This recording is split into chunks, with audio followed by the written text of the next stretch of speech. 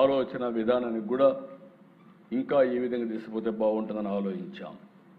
వడ్డర్లకు first time చరిత్రలో దిశ ఈరోజు కూడా మీరు ఇప్పుడే మాట్లాడుతున్నాను. ఈరోజు కూడా కూటమి ప్రభుత్వం ఆమోదంతో అందరి నాయకత్వం కలిసి ఇద్దరిని ఎమ్మెల్సీలుగా చేస్తే సామాజిక న్యాయానికి పెద్దపీట వేస్తూ వర్ల రామయ్య ఒక ఎస్సీ కుటుంబాన్ని నుంచి మోస్ట్ బ్యాక్వర్డ్ క్లాసెస్ ఉన్నటువంటి వడ్డెర కులస్తురాలంటి శారదకి ఈరోజు పదవి ఇచ్చావంటే, రమాదేవికి పదవి ఇచ్చావంటే ఇది తెలుగుదేశం పార్టీ ఎన్డీఏ సిద్ధాంతం. ఆ అమ్మాయి మామూలు వర్కర్ దిశ, ఒక క్లస్టర్ ఇన్ఛార్జ్, ఒక బ్యాక్వర్డ్ క్లాస్, వడ్డెర కులం. ఎమ్మెల్యేలో మేము సీటు లేకపోయాం. ఆ రోజు చెప్పాం, మొట్టమొదటిసారిగా వడ్డెర కులానికి చెందిన వ్యక్తికి ఎమ్మెల్సీ ఇస్తామని చెప్పి ఒక మహిళ, చదువుకున్న మహిళ, ఈరోజు ఆవిడ్ని ఎమ్మెల్సీగా తీసుకునే పరిస్థితికి వచ్చాం అధ్యక్ష. ఇంకొక పక్కన అధ్యక్ష, ఈరోజు మీరు చూసినప్పుడు వడ్డర్లకు 10% మైనింగ్ లీజులు ఇస్తున్నాం. లీజుకు కట్టే డబ్బులు కూడా సబ్సిడీ ఇచ్చి ఆర్థికంగా పైకి రావడానికి చేస్తున్నాం. గీత కార్మికులకి 10% ఎక్సైజ్ షాపులు ఇస్తున్నాం. ఇంకొక పక్కన మీరు ఒకసారి చూస్తే నేతన్న సేవలో ప్రతి కుటుంబానికి మొన్నే 25,000 రూపాయలు ఇచ్చాం. ఇంకొక పక్క హ్యాండ్లూమ్ మరమగ్గాలకి 200 యూనిట్లు, పవర్లూమ్కి 500 యూనిట్ల వరకు పవర్ ఉచితంగా ఇస్తున్నాం. ఎవరైతే మత్స్యకారులు ఉన్నారో మీరు చూస్తే అధ్యక్ష, మత్స్యకారులు ఎప్పుడు కూడా చేపల మీద ఆధారపడతారు. చెరువులు వాళ్ళకి ఎప్పుడు ఇచ్చాం.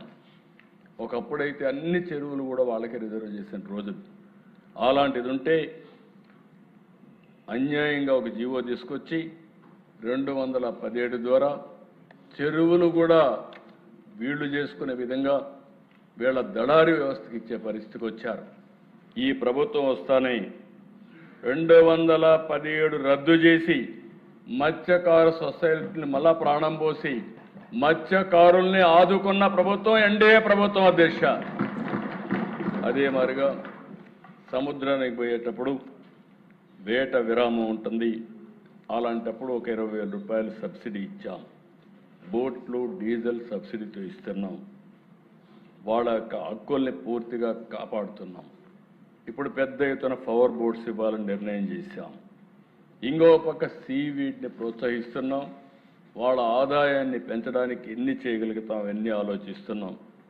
నాయీ బ్రాహ్మణులు నిర్వహించే సెలూన్లకి 200 యూనిట్లు ఉచిత కరెంటు ఇస్తున్నాం. దేవాలయాల్లో పనిచేసే నాయీ బ్రాహ్మణులకి 15,000 నుంచి 25,000 రూపాయలు పెంచాం. స్వర్ణకారుల కోసం ప్రత్యేకమైన కార్పొరేషన్ చేశాం. ఇంకో పక్క అన్ని కులాలను ఆదుకోవడం కోసం మనం సూపర్ 6 కానీ లేకపోతే సంక్షేమ కార్యక్రమాలు కానీ ఇవన్నీ ఇచ్చే పరిస్థితికి వచ్చాం. ఇళ్లపై సోలార్ రూఫ్ టాప్ పెట్టుకుంటే బీసీ కులాలకు ప్రత్యేకంగా 3 కిలోవాట్ల వరకు 78,000 ప్లస్ 20,000 98,000 రూపాయలు సబ్సిడీ ఇచ్చే ఏకైక ప్రభుత్వం ఈ ప్రభుత్వం అని చెప్పి కూడా నేను మీకు తెలియజేస్తున్నా. అయితే అధ్యక్ష, ఇవన్నీ చేస్తున్నాయి మేము ఒక ప్రిన్సిపల్ పెట్టుకున్నాం.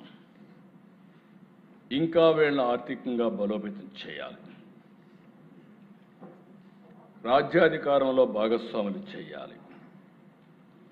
అదే సమయంలో 5 ప్రిన్సిపల్స్, ఈ 5 కూడా బీసీ ఎంపవర్మెంట్ కోసం ఈ రోజు నుంచి 5 విధానాలని అమలు చేస్తాం. విద్య పైన ఎక్కువ కాన్సన్ట్రేట్ చేస్తాం. ఈరోజు మీరు చూస్తే అధ్యక్ష, బీసీ విద్యార్థుల కోసం నెలకొల్పిన 119 మహాత్మా జ్యోతిరావు పూలే గురుకుల పాఠశాలలో 93 తెలుగుదేశం పార్టీ అధికారులు ఉన్నప్పుడు ఇచ్చామంటే అది వెనుకబడిన వర్గాలపైన ఈ ప్రభుత్వానికి ఉండే ప్రత్యేకమైన శ్రద్ధ. ఇంకొక పక్కన చూస్తే అధ్యక్ష, ఈ రోజు ఉండే అన్ని రెసిడెన్షియల్ స్కూల్స్ కంటే ఈ యొక్క బీసీ రెసిడెన్షియల్ స్కూల్స్ చాలా బాగా పనిచేస్తున్నాయి. ఈరోజు మీరు చూస్తే 96.02% రికార్డు సాధించి నేను మంత్రి గారిని అభినందిస్తున్నా.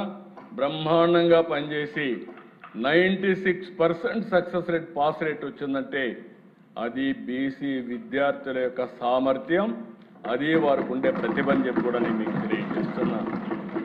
ఇంకొక 993 బీసీ వసతి గృహాలు ఉన్నాయి. 90,000 మంది ఇక్కడ చదువుతున్నారు.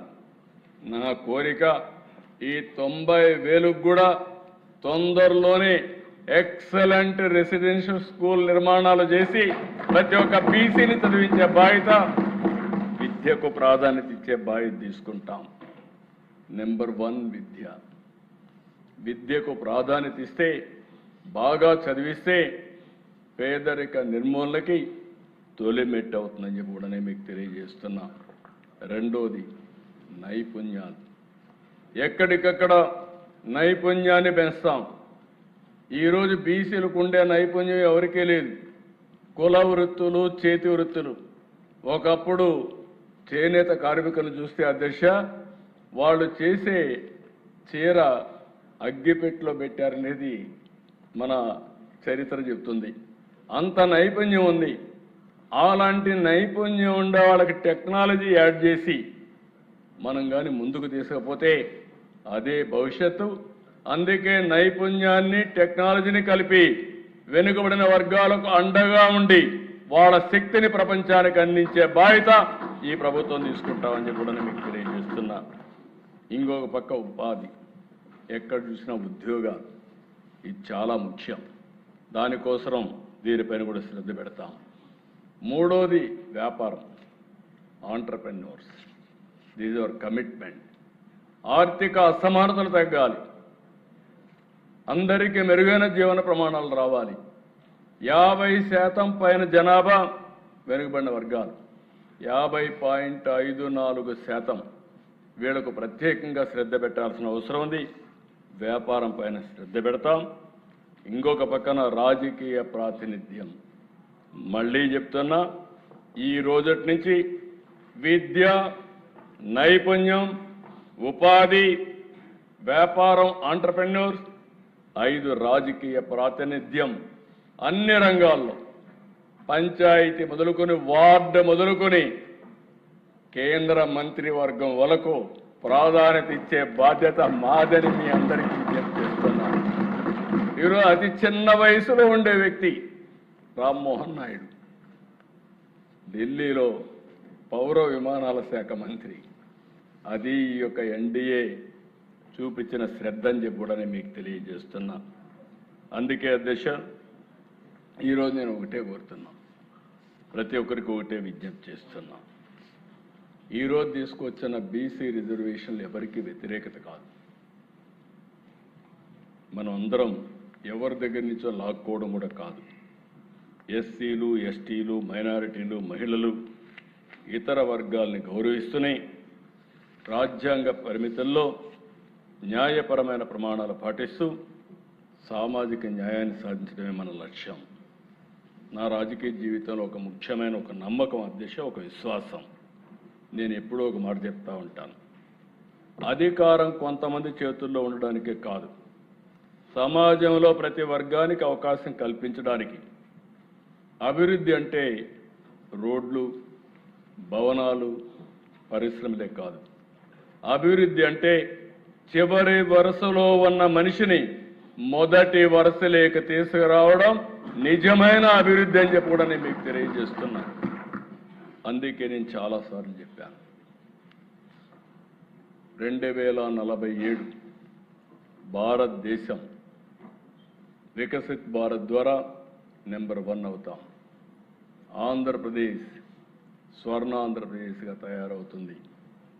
అదే సమయంలో ఆర్థిక అసమానతలు పెరుగుతాయి. ఒక పక్క సూపర్ 6 సంక్షేమాన్ని ఇస్తాం, అభివృద్ధిని చేస్తాం. అదే సమయంలో ఆర్థిక అసమానతలు తగ్గించే విధానానికి శ్రీకారం చుడుతున్నాం. ఒక పక్క సూపర్ 6 కానీ, డిపార్ట్మెంట్ ద్వారా ఇచ్చే డబ్బులు కానీ ఇవి కాకుండా ఇంకో పక్క P4 కూడా ఇంట్రడ్యూస్ చేశాం. మార్గదర్శి బంగారు కుటుంబం టాప్ 10%, బాటమ్ 20% కూడా పైకి తీసుకురావడం. ఇందులో వెనుకబడిన వర్గాలకు అండగా ఉండి వెనుకబడిన వర్గాల్లో కూడా మీరు చూస్తే అధ్యక్ష మోస్ట్ బ్యాక్వర్డ్ క్లాసెస్ కూడా ఉన్నారు. నాకు ఒకసారి బాధేస్తుంది. గంగిరెద్దులని, పూసల వాళ్ళని ఇలాంటి వాళ్ళు మీరు చూస్తే నిద్ర లేస్తే ఊర్లన్నీ తిరుగుతూ కనీసం స్థిర నివాసం లేని వ్యక్తులు ఉన్నారు అధ్యక్ష. ఈ రాష్ట్రంలో అలాంటి వాళ్ళు కూడా ఉన్నారు.